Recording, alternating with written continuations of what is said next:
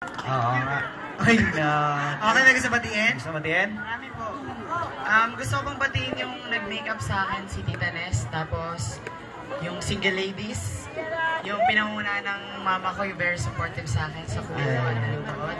Tsaka sa lahat ng tao, sila ate ay sila Jeanette. Marami po eh. Tsaka yung mga taga-Salaman, yung anak ni Kuya Bert ba, kung makaiway. Asaan niya na, asaan niya?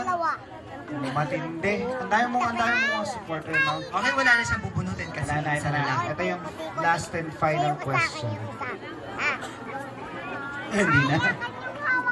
Ilagay mo ang iyong sarili sa katayuan ng mayor ng bayan ng Bagak. Ano sa tingin mo ang uunahin mong problema na dapat mong bigyang solusyon? Ano yung question na to? May Bago dalawang po lahat, ganyan na. maraming salamat po sa mga taong nanonood at magandang gabi po. Kung ako po yung magiging mayor, syempre po, uunahin ko po yung mga simpleng problema po. Yung katulad ng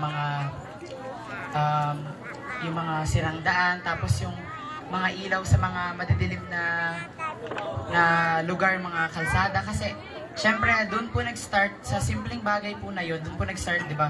Pag may madilim, magkakaroon ng mga kung ano-ano mga kababalagan, mga aksidente. Tapos, syempre, pag naayos na po yun, doon na po mag-start yun, tapos sunod-sunod na po yung gagawin ko.